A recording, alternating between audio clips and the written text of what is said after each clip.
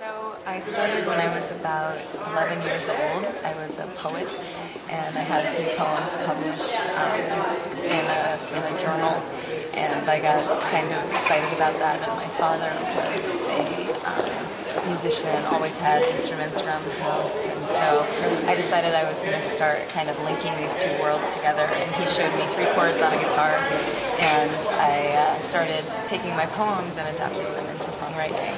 And I found just a real freedom in that and a real exhilaration. Creating them, it kind of gave them a whole new life that on the page it didn't hold by itself.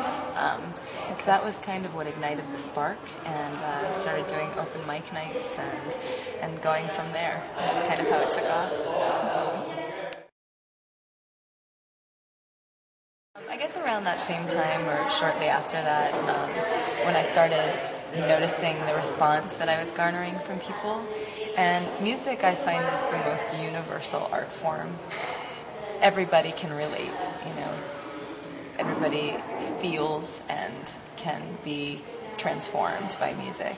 And so when I saw the effects that it was having on the people that I was performing for, I realized that there was something very visceral and very universal about that, and I wanted to keep making that happen.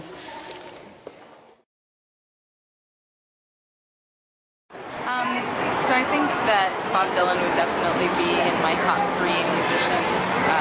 I was pretty much spoon-fed on his music. My parents were both rampant fans, and something about his poetry and his delivery and storytelling always particularly touched me and moved me to want to write and be a poet and eventually be a songwriter.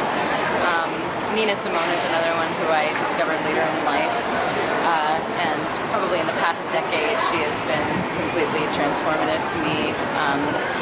And as I've been getting into more blues music and soulful singing styles, she's been a real kind of example for me to follow, totally inspiring. Who else?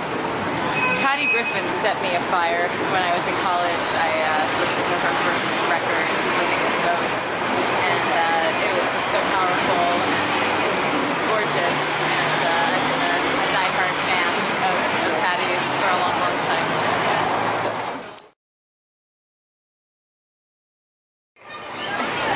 I guess it would probably have to be Robert Plant, because I spent probably my whole life pretending I was him, and certainly my adulthood. So if I could share the stage with Robert Plant, that would be pretty amazing.